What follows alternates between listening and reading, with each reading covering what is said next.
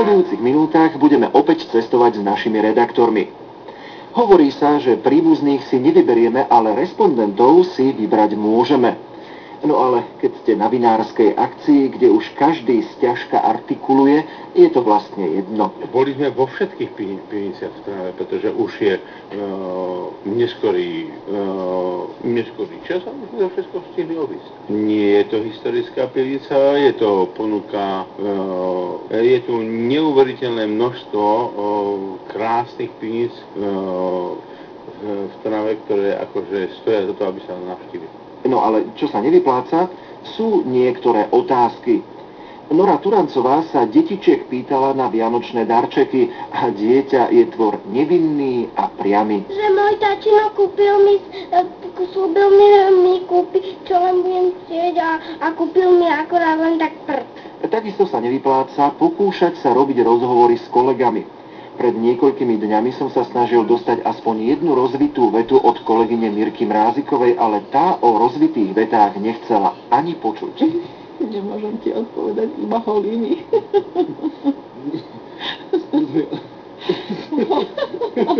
Holými vetami. Keď som naďalej vyžadoval rozvitú vetu, Mirka sa prekvapene opýtala. A nestačilo ti toto? No nestačilo. Iba ak by do silvestrovského vysielania. Dnes, keď tak trochu hovoríme o práci redaktorov, musím poznamenať, že dôležitou súčasťou kumštu je položiť dobrú otázku. Už pán profesor Mistrík, z ktorého kníh sme sa kedysi učili, zdôrazňuje, že dobrá otázka musí obsahovať informáciu a otázky dobrého redaktora by sa nemali začínať tými istými slovami. Nož ale keď čas tlačí a nápady nechodia, môžu vyzerať otázky aj takto. To znamená, že vyššia kvalita aj za cenu menšieho objemu produkcie? Druhá otázka. To znamená, že aj región, teda tento región Nitrianskej vinohradníckej oblasti. Tretia Martinova otázka sa začínala opäť originálnym slovným zvratom. To znamená, že veľa urobilo možno aj to, že ste stále zostávali pri tom hrozne, pri tom víne. A ešte posledná otázka. To znamená, že vy ste sa k holubom voveckým zvieratám dostali cez otca? No, pán profesor Mistrík by nás asi nepochválil. Keď sme pri otázkach, tie niekedy dokážu respondentov poriadne zaskočiť. To je pekná otázka, ale vrátil by som sa úplne nazad. Po chvíli opäť kompliment. No, to je veľmi dobrá a zase zákerná otázka. Nie, že by sme vymýšľali cieľene zákerné otázky, ale niekedy sa podarí, až respondent nechápe. Pán redaktor, kde vy chodíte na takéto otázky? Každá otázka, to by chcel taký menší seminár, čo ste mi dneska tu položili, ale prosím vás, takto... Takto niekedy zaskočia otázky. Nie je otázka ako otázka. Najťažšie je položiť otázku v živom vysielaní. Keď chceme, aby otázka obsahovala informáciu, aby bolo počuť, že teda redaktor rozumie téme, potom sa môže zrodiť aj takýto produkt. Pozrieme sa na samostatnú kapitolu, ktorou sú predajné letáky, ktoré mnohé uvádzajú informácie, ktoré nie sú spoločné alebo nie sú pravdivé v porovnaní teda s obsahom potravín. Pozrieme sa na taký prvý balík, na ten pohľad veterinárov, potravinárov, pretože mnohé výrobky, ktoré sú označené, že obsahujú, majú konkrétny obsah, tak tie v skutočnosti neobsahujú tieto, nazvieme, potravinové zložky. Ako to je? No, stručne, presne a jasne formulovaná otázka. Podobne ťažko sa prepracovával k meritu veci aj Roman Kebísek, ktorý sa zhováral na tému zmiešaných manželstiev. V čom je možno iné rakúsko-slovenské manželstvo od rakúsko-rakúskeho alebo rakúsko-slovenského alebo slovensko-slovenského? Respektíve, vy ste niečo donesli slovenské do tejto zmiešanej rodiny? Alebo naopak možno aj to, že žijete v Rakúsku, istým spôsobom možno prenášate nejakým spôsobom do Gajar, lebo stále navštevujete vašu rodnú obec. Dovolím si vás upozorniť, milí poslucháči, aby ste si všimli, ako Roman šikovne došiel až do Gajar, aby tak dodal výpovedi regionálny charakter. Takže ešte raz. Aj to, že žijete v Rakúsku, istým spôsobom možno prenášate nejakým spôsobom do Gajar, lebo stále navštevujete vašu rodnú obec. Ďalšie perly z úst našich redaktorov a respondentov už o chvíľu. Sú 3 minúty po 10. hodine, pokračuje Veselý Silvester na Veselej Regine. Normálne sme až zbláznení do tých rímov, pretože tých vašich rímov nám stále prichádza veľa. Ja som vám zadal takú úlohu, nadiktoval som vám 4 slová, ktoré má obsahovať nejaký novoročný veršik alebo vinš. Tie 4 slova sú závej, štopel, kefír a Sahara a vašich básní, diel to poetických, prichádza naozaj neúrekom. Ocitujme si aspoň niektoré z nich. Pani Gitka z Bratislavy napísala: Ej, sniežik nám zavej, veď prichádza nový rok, štopel mi vyrazil bok. Jaj, to je nepríjemné. Zima ma schladila, hreje ma Sahara, zdravia, šťastia sa domáha. Kefír bol dobrý spoločník, Polínte neverí takmer nik. Krásne, pani Gitka, tleskám. Mirka z Bratislavy napísala: Silvester nám zavial čas, všetci vieme, je tu zas.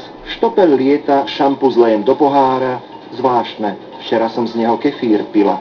Dneska je tu dáka zima, závej vonku poriadny, asi zbalím kufre, na kalamitu sa vykašlem a na Saharu sa pozriem. Takto veršovala Mirka z Bratislavy. Ako veršovala ďalšia naša poslucháčka Jarmila. Jarmila nám napísala až z rakúskeho Marchegu, takže máme tu jeden zahraničný príspevok. Sahara v zime neláka vínečkom zmoreného Slováka. Smedí ho na tele i na duši, na vytriezvienie pomôže kefír, to nikto netuší. V závejoch nových predsavzatí otvárajú si dietky slovenské, v poradí 5. šampanské, štopel z neho letí svetom až do Rádia Regina, Veselý Silvester sa začína. Pani Jarmila, ďakujeme krásne za váš príspevok. Vidíme, že za domovinou sa vám cnie, lebo až 2-krát tu spomínate Slovákov. Veríme, je tu naozaj krásne. Ďalším poetom západoslovenským je Roman, ktorý býva v Bábe. Záveje farby kefíru sa prelievajú pláňou ako zrná piesku na Sahare. Nový rok sa blíži a vo fľaši štopel netrpezlivý je. Tak čo s ním? Otvoríme ju, nech si polieta. Tak, netrpezlivý štopel sme tu ešte nemali. Napísala nám aj Viola z Bábu. Do záveja zapadli sme, štopel sme si otvorili, zo Sahary vietor veje, že kefír sa ohlasuje a nový rok nám oznamuje. Stručné, výstižné 4 slová závej, štopel, kefír, Sahara sú vo veršíku obsiahnuté. A máme tu ešte jeden veršík. S kefírom v ruke a štoplom v zadku S kefírom v ruke a štoplom v zadku na Sahare spoznal som Katku. Záľaha piesku záveje, na Silvestra mi s Katkou dobre. Tak, no. Obsahuje to všetky slová, ktoré to obsahovať má. Aj Katku sme spoznali, napísal nám Ján z Dunajskej Lužnej. No, asi by sme si to mali čítať trošku dopredu. No a my sa opäť vrátime do našej redakčnej kuchyne.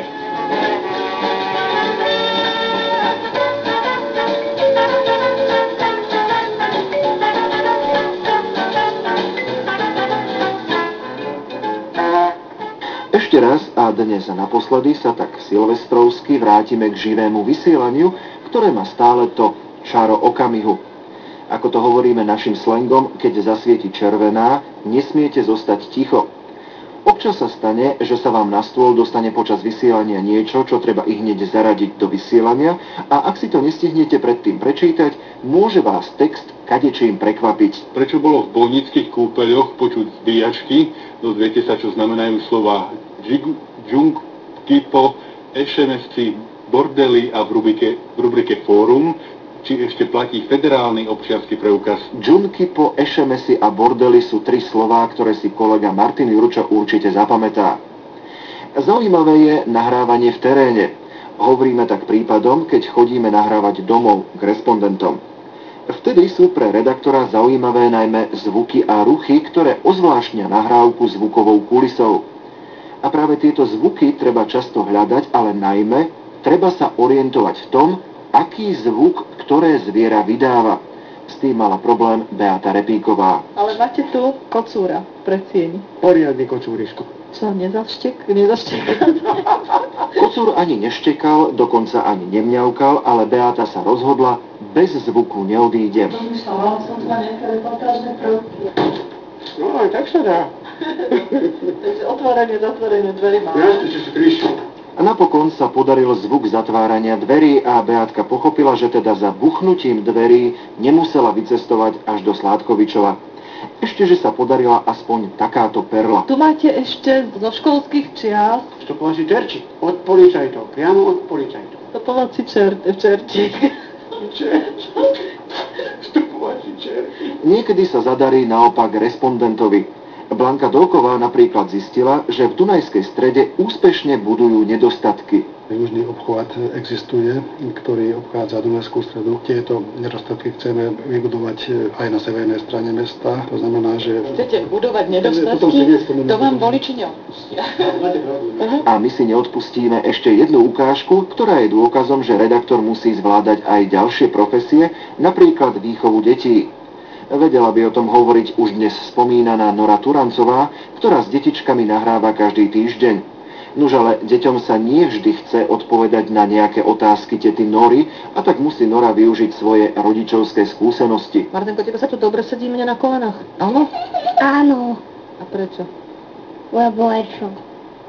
Lebo lečo? Lebo lečo. A ty si taký neposlušný dosť chlapček, že? Prečo nie si iba dobrý? Lebo vždycky som všetko na sebou nič neviem. Ale čo by si nevedel, ty si múdry chlapec, len si nechajte to. Detičky, prosím vás, Niekedy gule, neviem si poriadne upratať svoju izbu. rozbite tie gule, pani učiteľke, bude tu potom poprask. Položte to, prosím vás, lebo potom ešte ja dostanem za vás. Nevieme, ako dopadli gule pani učiteľky, ale na gule musela dávať Nora sakramenský pozor. Martin, veď ty tu trieskaš gule o stôl, prestaň. Biely kefír, ľahký nápoj, lieči zažívacie trakty. Na Sahare, na Aliaške, na Slovensku tiež. Ľahký nápoj neznáša však nápoj iskrivý, ktorý vyráža z hrdla štopeľ a obsah ľahko tečie. Zavej dnes ľahký nápoj do záveja, nech iskrivého nápoja tok víta s nami nový rok. Ďakujeme aj pani Vierke a do tretice ešte jeden dáme. Napísal nám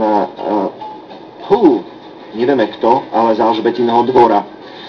Tamara moja Tamara, rozpálená ako Sahara, žiaľ iba chrípkou a kefírom, tvoj závej slz ma umára. Tak nech ti dnes už iba štopeľ padne do novoročného pohára. No pekné. Po pesničke budeme opäť súťažiť, vy už nemusíte písať, nemusíte rímovať, ale mali by ste počúvať, pretože budeme súťažiť o balíček cien z Rádia Regina Bratislava, takže zostaňte pri rádiách, môžete si ich dať aj trošku hlasnejšie, pretože o malú chvíľu po pesničke budete počuť unikátnu silvestrovskú rubriku. No a teraz si zašuškáme.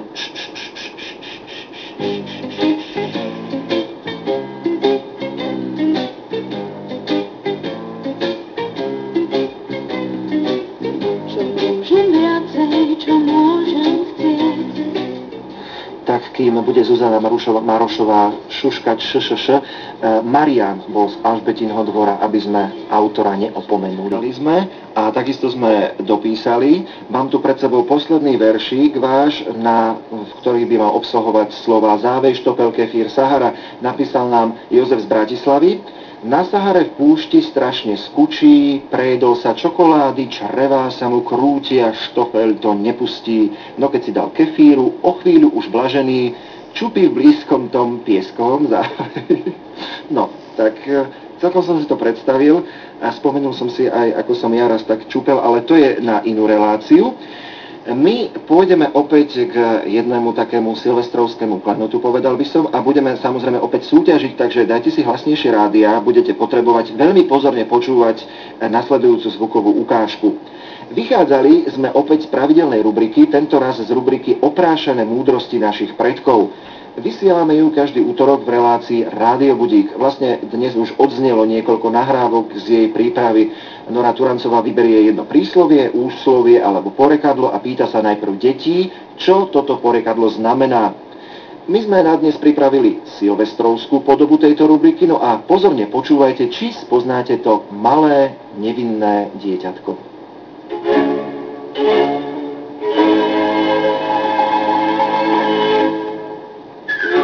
Oprášené múdrosti našich predkov.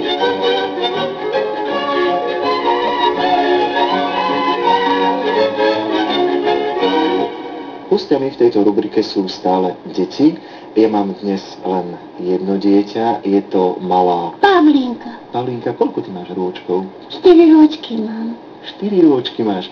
A Paulinka, poznáš ty nejakú ľudovú múdrosť? Áno, že ako sa do hory volá, tak sa ozýva. Krásne, Paulinka.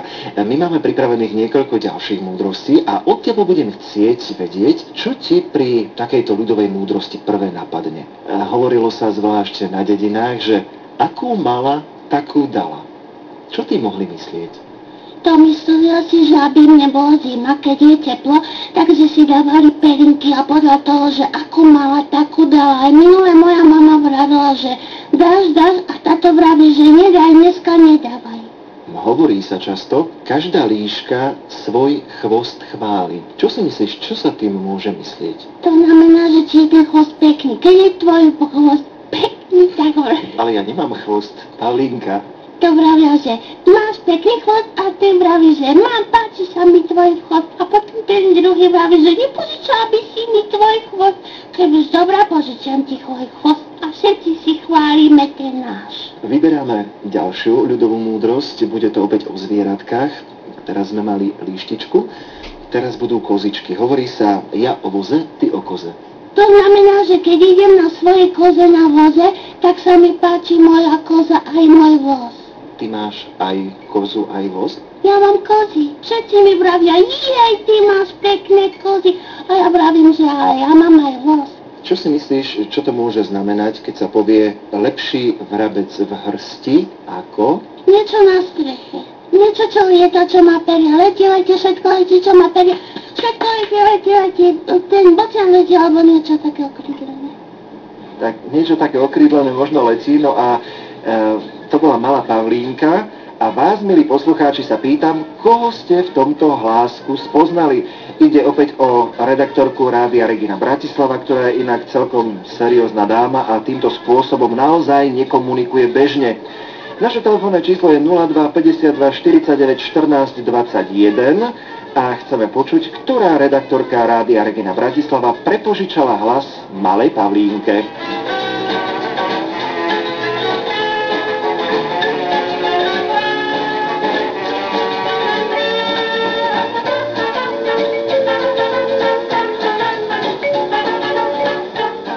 Tak a máme prvú poslucháčku alebo poslucháča. Tu je Rádio Regina Bratislava, tam je kto? Kto? Vojto z Bratislavy. Vojto z Bratislavy. Páno Vojto z Bratislavy. Pokúsim sa, Ľubica Hargašová. Nie je to Ľubica Hargašová. Nie je to Ľubica Hargašová. Ďakujem, do počutia, pekný deň vám želáme, pekného Silvestra a všetkým ostatným pripomíname naše telefónne číslo 02 52 49 14 21 a čakáme na ďalší váš tip. Kto mohol prepožičať hlas malej Pavlínke? Je to naozaj veľká dáma. No, uvidíme, že či uhádne ďalší poslucháč. Niekoho máme už, tuším, aj na telefónnej linke. Áno, Eva mi kýve. Takže koho máme na telefónnej linke? Tu je Rádio Regina Bratislava. Tam je kto? Dobrý deň, Zdenka Orčali. Blanka Dolková. Blanka Dolková? Podľa čoho ste si mysleli, že Blanka Dolková? Veď ona má taký hlas. Nie je to Blanka Dolková. Pani Zdenka, želáme pekný deň, do počutia. Nie je to Blanka Dolková, môžem hádam prezradiť, aj keď hovoríme o dámach, ale táto dáma má trošku viac rôčkov ako Blanka Dolková. Kto by to tak mohol byť? Máme ďalšieho poslucháča na telefónnej linke. Haló, kto je tam? Haló, počujeme sa, výborne, kto je tam? Je to Nora Turancová. Nie je to Nora Turancová, to je ďalšia trefa vedľa, povedal by som. No a čakáme ďalšieho poslucháča. Takže Nora Turancová to nie je to Ľuba Hargašová, nie je to Blanka Dolková. Takže už sa nám zmenšuje ten počet redaktorov. Ja môžem možno pomôcť, že jeden poslucháč sa o tejto dáme nedávno v živom vysielaní dokonca vyjadril, že ju počúva už 1000 rokov. Nech sme počítali akokoľvek, vyšlo nám len 954, takže neviem, ale je to naozaj veľmi známy hlas z nášho vysielania. Máme ďalšieho poslucháča. Haló, kto je tam? Dobrý deň, to je Jana z Modry. No, skúsim. Sládková? Jana z Modry. Eva Sládková to nie je to Eva Sládková. Pani Jana, pekný deň želáme, do počutia. No čo by som vám poradil? Táto naša kolegyňa veľmi rada komunikuje s ľuďmi, miluje nielen kontakt so životom, ale aj kontakt s poslucháčmi. Veľmi milý, príjemný, prívetivý hlas. Kto by to tak mohol byť? kto by to tak mohol byť? Tak máme ďalšieho poslucháča na telefónnej linke. Vidím, že Evička telefón zodvihla. Hádame mi ho už aj prepoja do vysielania. Áno. Haló, kto je tam? Dobrý deň, Zuzana z Leopoldova. Zuzana z Leopoldova. Zuzana, tak kto by to mohol byť? Je to Viera Horáková? Je to Viera Horáková. Podľa čoho ste spoznali Vieru Horákovú? No, mne to poradili. Poradili vám to. V každom prípade budeme si môcť skonfrontovať vaše názory na našu kolegyňu Vierku Horákovú, pretože Vierka je na druhej telefónnej linke. Počujeme sa? Dobrý deň. Dobrý deň, želám všetkým poslucháčom, pani Zuzanka, blahoželám vám. Prezrate, podľa čoho ste ma vyspoznali. Čo vám poradili? Čo povedali? No, rada počúvam vaše relácie, kontakty. Marcel pred chvíľočkou povedal, že jeden nemenovaný poslucháč povedal, že má už počúvať 1000 rokov a stále sa ja niečo opýtam. A pýtam poslucháčov, skúste sa ma vy niečo opýtať, aby som tak rada odpovedala. Čo ja viem? Ako budete tráviť Silvestra? No, trávim ho už niekoľko rokov doma, tu mi je najlepšie, tu mi je tak teplúčko, tu mám všetko pohodlie, nie som ten typ, ktorá by som takto vybehávala do ulic, ani a nie niekde na námeste. A vy? No, ja budem tiež asi doma s rodinou. A koľko máte vy rokov, Zuzanka? Ja 14. 14 rokov? A kto vám prababička poradila, že máte povedať, že ja? Nie, mamina. Mamina povedala, pekne pozdravuje maminu. A 14-ročná slečna, jej robí spoločník Rádio Regina Bratislava, robí spoločníka? No, počúvam, ale hlavne mám mamina. To je výborné. Takže pekne pozdravte celú rodinku, želáme vám všetko najlepšie v novom roku, nech sa vám podarí, nech sa vám splnia všetky vaše sny. A kde vy prežijete Silvester, 14-ročná Zuzanka? Ja doma. No, počujeme sa? Stratila, mamička si povedala stop. Mamička si povedala stop. Vierka, ja som tak dúfal, že ti položí nejakú takú zákernejšiu otázku, napríklad, že či budeš dnes piť a podobne. Budeš? Marcel, nie, ja som taký zarytý abstinent, že v podstate nepijem, ale aspoň ty sa ma niečo opýtaj. No, ja už som sa opýtal. Že čo budem piť? Nebudeme sa viesť, tak sa opýtaj také, či ma zaskočíš. Vieš, že my redaktori vždy chceme sa pýtať niečo, čo ešte nikto sa neopýta. No a teraz si zaskočila ty mňa, Vierka. Vianočný darček sa ťa neopýtam, lebo Vianoce už boli. Neviem, čo by som sa ťa opýtal, ale vieš čo, ja si určite pripravím nejakú otázku a opýtam sa ťa napríklad v pondelok. Budeš v práci? Budem v práci, tak teraz aj vysielam kontakty, zdvihni ruku, ukáž Máriovi, aby hral a to sú tie momenty, ktorými vyplňame tie hluché miesta. Vierka, ďakujem, že vám ti pekný deň. Do počutia. Dobre, nech sa nám darí, do počutia. Jak pekne si sa prihlásil. Normálne som vám prihlásil. Tak oficiálne, myslím. No, vážení kolegovia, dnes nemáte pred sebou scenáre ani poznámky, nemáte pred sebou to príslušenstvo, ktoré tu mám ja, akože dorozumievanie sa s réžiou a podobne. Ale ja poznámky mám pri sebe. Máš? Aha, máš. Ale nemáš kašľatko. Ale nemáš kašľatko. Áno, nemám kašľatko, takže... Ozaj, aký je to pocit, keď takto, že bez prípravy, bez scenára? Ja môžem povedať, Eva Sládková, že pre mňa je to naozaj netradičný pocit stať sa zrazu respondentom. Pamätám si, ako som na vysokej škole vždycky trpla, keď som chodívala na skúšky a mňa sa pýtali a ja som mala odpovedať a veľmi často to dopadlo naozaj zle. Teraz veľmi rada sa vraciam napríklad na Filozofickú fakultu Univerzity Komenského, kde som študovala.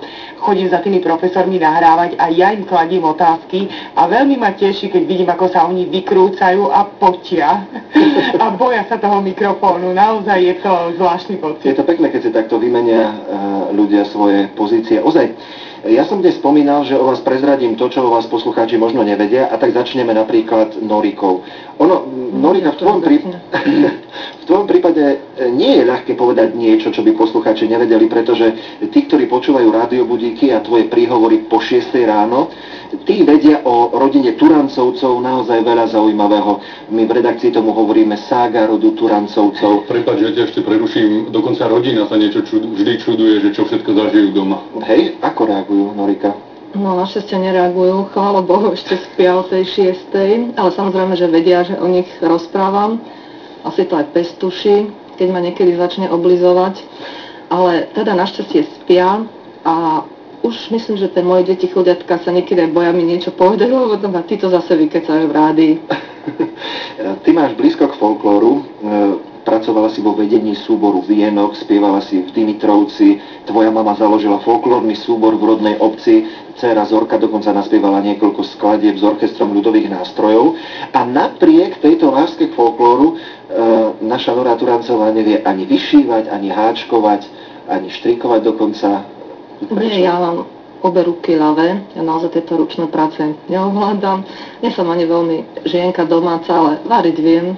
Zatiaľ sme nepomreli nikto, ale lepšie varí môj manžel. Viac ako 20 rokov máš vodičák a mne si hovorila, že zatiaľ bez nehody, ale ja viem, že ty si veď zrazila normálne človeka. Ale Marcel, to som nečakala. 20 rokov mám vodičák, strašne rada šoférujem. Nemám rada, keď ma niekto vozí, najmä ak je to nejaký chlap. Ja tých chlapov radšej si tam vedľa posedím a vozím ich. Ja mám také malé auto, niekedy sa tam zmestia aj 4, ale to už majú kolena pod bradou a nadávajú.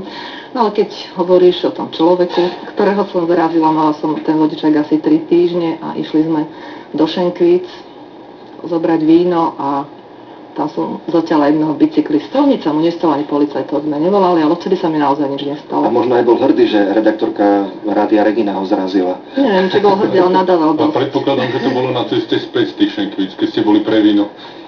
Áno, ja som nepila. Ale o Norinom aute vieme ešte jednu pikošku, že Nora Turancová si svoje auto nezamyká nikdy. Toto si nenapadlo, teraz ma vykradnú, ale nemajú veľmi čo. Ináč preto si ho nezamýka, pretože si ho berie so sebou do kancelárie. Má také malé. Má také malinké auto. No, Eva Sládková. Eva, tvoje meno počuť často vo zvenách dňa, pravidelne budíš ľud západoslovenský v pondelok ráno. Čo však o tebe nevedia, že ty si tiež taká spevavá bytosť. Som spievala bytosť, keď si spomínal ten Dimitrovec pri Norikinom mene a ja som v ňom spievala zo pár mesiacov, ale dlhšie som sa zdržala v speváckom zbore Československého rozhlasu, vtedy ešte. Jednoducho ja vždy vravím, že rozhlas mi je osudom. Ja sa asi nezbavím. A spievala som aj v bývalom Slniečku, potom sa to volalo Kanes, taký spevácky zbor. Ja dokonca viem, že Eva, ty si spievala aj v tej pesničke, ktorú my často hráme, že zima studená práve prišla na koni či na saniach. Trošku sa zaspievala falošne. Ale v každom prípade v tejto pesničke ma je počuť, áno, milí poslucháči, keď náhodou niekedy budete počuť pesničku zima studená práve prišla na koni, tak tam tie spodné vokály, spievala som druhý alt, to znamená štvrtý hlas, také na jednom tóne, alt, veľmi hrubý hlas, čo tam počuť v pozadí, tak to som ja. Áno, nahrávali sme to s Braňom Hroncom pred 15 rokmi asi. Alebo pred 50, či nie? Kde pred 50, čo však počítaj? Mladá, krásna žena. Martin, no však počkaj, ty hneď prídeš na rad. Ty si tu už dnes účinkoval v našom vysielaní, pretože to nie preto, ja musím povedať, to nie preto, že by Martin Jurčo nevedel položiť otázku, Bože chráň. Prepáč, ja ťa preruším, je to preto, že dôsledne si odkladám všetky svoje brepty a všetky svoje lapsusy, ktoré mám, takže preto sa neskôr objavujú v vysielaní. Ale aj som hovoril, že kolegovia, pošlite mi brepty a Martin Jurčo hneď prvý ma zaplavil, takže preto účinkoval. No ale poslucháči o tebe nevedia možno mnoho zaujímavých vecí, napríklad, že naše dve dámy majú vodičák, ale Martin Jurčo vodičský preukaz nemá, všade chodí na bicykli alebo vlakom. Dokonca Martin Jurčo je taký železničný fanatik, predával aj lístky na vlakovej stanici svojho času. Tam sa začala tvoja kariéra. Predával som tie lístky, síce všeličo som tam zažil a možno práve vďaka tomu teraz vyhľadávam rôzne typy, ktoré sú vhodné na nahrávanie. Myslím, ak si poslucháči pamätajú tú pani z tej zastávky, v Cerovej Lieskovej, to inak v Cerovej Lieskovom to bolo, takže to je možno jeden z takých typov na tej stanici, ktorí práve chodili do tej, si kupovať tie lístky teda. Ale som odbočil, som chcel ešte povedať, že nechodím len buď vlakom, alebo bicyklom, alebo niekedy chodím aj vlakom na bicykli, čiže bicykel si tam dám do vlaku a idem na tom vlaku. A sedíš na ňom? Tak sedím ako bežný cestujúci. Viac ubiehajú tie kilometre v tom vlaku a môžem si ich počítať ako cyklista. Aha, no teraz sme povedali taký základný náčrt. My si teraz pustíme pesničku a po pesničke porozprávame o tom, čo o vás naši poslucháči vedia, to znamená o vašich rubrikách, ktoré pripravujete. No, veď budeme počuť. O vás poslucháči vedia. Norika, ty ako redaktorka pracuješ tak paradoxne s deťmi a so seniormi. Určite sa tam dá zažiť kadečo veselé. Povedz. Áno, keď idem medzi deti sa veľmi tešia, sú to škôlkári, nemusia ísť vtedy spať a oni sú takí veľmi rozbláznení dosť často, sadnú si mi pokojne na kolena, hladkajú mi hlavu, nakoniec sa so mnou boskávajú, keď odchádzam. Ty sa máš. Áno, ja sa mám. A minula sa mi stalo dokonca, že ma jeden chlapec uhryzol, som mal asi 2 hodiny jeho roztomilé zubky, vytlačené na ruke. Ale ono to bolo naozaj z lásky, to nebolo z nenávisti, že som mu kladla nejaké škaredé otázky. Seniori ťa neboskávajú? Seniori, ale prečo nie? Aj seniori ma občas poboskajú. Oni si veľmi vážia, keď prídem medzi nich. Dokonca v jednom klube dôchodcov sa mi stalo, že ma posadili za vrch stola. Všetci boli nádherne vyobliekaní, muži v oblekoch, ženy v kostýmoch, ktorých účinkuje ich spevacký zbor a ma tam naozaj nádherne privítali. Dokonca ja to ešte doplním, pretože som tam bol účastník práve toho. Povedali, že to je pani redaktorka z rádia Regina, Nora Turancová. Všetci zatlieskali, celá sála. Martin, tebe asi netlieskajú, ty sa venuješ ale takisto paradoxným odborom, lebo takým tvojim zámerom je poľnohospodárstvo a kultúra. Ono to na prvý pohľad len vyzerá, že sú paradoxné tie odbory, pretože kultúra v dnešnej takej komerčnej dobe, nazvime to tak, sa snaží trošku približiť človeka k jeho podstate, čiže k prírode. Poľnohospodárstvo je tiež vlastne príroda, čiže sú to vlastne veľmi také blízke a styčné body. My sme všetci úplne spozornili, skutočne všetci, to bolo veľmi múdre a hlboké. Áno, Martin, zaujímavá teória. A ty normálne, Nora keď príde k seniorom alebo príde k detičkám, tam si ju usadia a ty s tým mikrofónom aj musíš behať, že za traktorom a po tých humnách, sípkach? No, aj za traktorom, ale aj za sviňami niekedy chodím, takže len človek potom má veľmi špinavé topánky z toho, lebo minulý som bol na jednom družstve tiež a mali práve nejaké nepopratané, tak trošku som potom zašpinil to auto. No, ale reportáž bola úplne fantastická. Reportáž bola. Akurát som mal tie káble, čo som nahrával, také trošku, také zasvinené, však za sviňami bol tak zasvinené. Som zapochyboval, že za sviňami že kto všetko odznel v éteri. Dobre. Evička, k tebe. Ty zasa nahrávaš nárečia. Nárečia u nás tak vravia. Ty akým nárečím hovoríš? Vieš nejakým? Ja rozprávam rízo bratislavským nárečím. Veľmi sa snažím za mikrofónom rozprávať spisovne, ale pamätám si, ako moja mama najmä v časoch, kde som vždy bola zhrozená z mojej bratislavčiny. Ne a neviem čo. To sme my teraz niekedy, že? Eva, ty musíš často cestovať za nárečiami, pretože to sa nedá nahrať tu vo vedľajšej škole alebo škôlke. Keď cestuješ, ty si vášnivá šoférka a ty máš aj niekoľko takých príhod, že išla si niekam a vyšla si niekde úplne inde. No porozprávaj, ako si blúdila. Takých príhod mám veľmi veľa. Mimochodom, ešte trošku odbočím. Táto rubrika je mi veľmi blízka, pretože ja som aj študovala slovenský jazyk na Filozofickej fakulte a stretávam sa naozaj s očarujúcimi ľuďmi často, ale ako si spomínal, musím za nimi vycestovať. No a ja mám dlho už vodický preukaz, ale posledné 3-4 roky pravidelne jazdím a mi sa skutočne stávajú niekedy také sci-fi príhody, že bývam na Dolných Honoch, teda vo Vrakuni, vyberiem sa do zoologickej záhrady v Bratislave a skončím v Jakubove. Alebo uprostred noci v Plaveckom štvrtku. Ja viem, je to zvláštne, mne sa to nedali dodnes vysvetliť, ako sa dostanem, alebo ako skončím v takýchto záhradských obciach, ale jednoducho moja orientácia je skutočne veľmi, veľmi biedna. Martin má slovo na jazyku. Myslím, že nie si jediná redaktorka. Ja som s kolegyňou jednou nemenovanou išiel do Šale asi rok tomu a skončili sme vo Veľkom Mederi. Tak to sme sa museli vrátiť, ale zistili sme to až v tom Veľkom Mederi. Tak ja sa napríklad vždy napokon dostanem presne, kam potrebujem. Na miesto určenia všade sa dostanem, ale sú s tým mierne problémy. Potrebujem mapu, pýtam sa. Martin, ty často s Norou cestuješ práve. Ale Nora to v tomto prípade nebola. Tá má práve, že naopak veľmi dobré orientačné. Keby som to bola, ja tak by povedal, že kolegyňu, ktorú by som chcel menovať teraz. Hej, myslíš, že by ťa tak podrazil normálne v živom vysielaní? Že by povedal, aká je Nora zlá vodička? Nie, ja som práve to myslela naopak, že by povedal, aká som dobrá. Dobre, My sme dnes mali takú súťažienku s poslucháčmi, dali sme im 4 slovíčka, na ktoré mali napísať básničky a tieto 4 slovíčka ste dostali na papieri aj vy a aby ste si stihli nacvičiť ten umelecký prednes, my si dáme opäť krátku pesničku a potom to odpálite so svojou umeleckou tvorivosťou. Tenhle klub, včera mi posudal tenhle klub. Naša silvestrovská relácia Veselý Silvester na Veselej Regine, alebo ako to už bolo, už si to nepamätám, sa chýli k záveru a my by sme mali vyhodnotiť dnešnú súťaž, v ktorej mali naši poslucháči napísať nejaký veršík, prípadne novoročné želanie, ktoré by obsahovali slova závej, štopel, kefír a Sahara.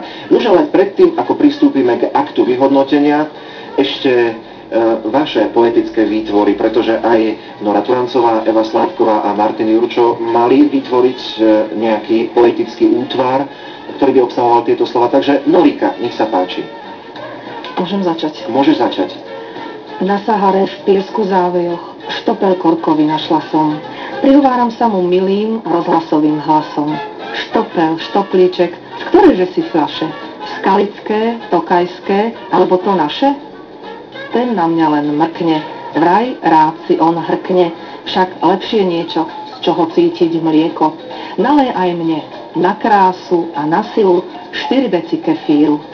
No krásne, no, tlieskam, naozaj. To bolo hotové literárium. Toto. No literárium, počkaj, literárium, teraz ideš ty. Takže Martin Jurčo. Ja to musím trošku okomentovať, preto hovorím, že to bolo hotové literárium, pretože ja som to poňal tak inzitne, tak trošku ľudovo a išiel som z Trnavy do Bratislavy, tak som to začal písať v Rači na stanici. Takže preto, aby posluchači vedeli, že to nemá takú umeleckú úroveň. No už nevyhováraj sa a odpál.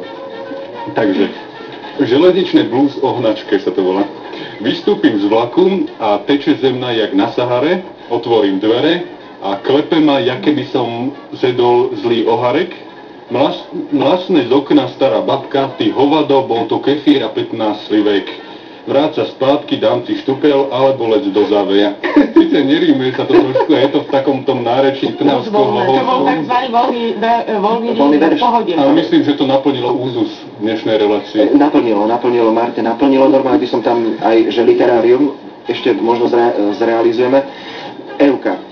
Ja som napísala najdlhšiu báseň. Napísala som ju dnes ráno o 4:30, že by som chcela nejak tak upozorniť, že ten verš je špeciálny, tzv. Eva verš. Nejde o žiaden združený verš A, A, B, B, ani striedavý A, B, A, B. Je to môj vlastný verš A, B, A, B, C. A chcem sa spýtať, do 12. to stihneme. Stihneme. Čítam. Metelica fičí, všade sa mi závej, zima všetko ničí, predsa mala nádej, že svet dôjde spásy. Na Silvestra sranda, všade štopel samý, opila sa banda, celkom na svitaní unavená jahla. Na nový rok bieda a Sahara v puse, takto sa žiť nedá, horeko je v kuse, vytriezvený host. Potom hlava bolí, starosti je fúru, múdry rač si zvolí kefírovú kúru, tá vždy pomôže. Eva, krásne, no... Pekne, no a Eva, keďže ty si bola tou šarmantnou asistentkou na druhom konci telefonickej linky za 100 členú porotu, či za 110, či koľko mala, máš tu čest vyhlásiť výsledky. Akurát, že ja si nepamätám, ako sa volal ten náš výherca, ty ho máš napísaného. Ktorého myslíš, ten, ktorý ma rozusmiel vo vysielaní? Myslím si, že všetky básničky boli naozaj veľmi originálne, vtipné a ja som sa pri nich veľmi, veľmi dobre pobavila, ale absolútne nemal chybu ten posluchač, ktorý napísal básnik, ktorý teba priamo vo vysielaní rozosmial. Tak ja to už teraz bez rozosmiate dúfam prečítam. S kefírom v ruke a štoplom v zadku, na Sahare spoznal som Katku, záľaha piesku záveje, na Silvestra mi s Katkou dobreje. Napísal Ján z Dunajskej Lužnej, takže pán Ján, vyhrávate balíček cien z Rádia Regina. No a my si ešte pustíme jednu takú básničku, ktorú sme nahrali, ktorú nahrala Norika Turancová v Gbeloch, to tuším bolo, takže básnička o Regine.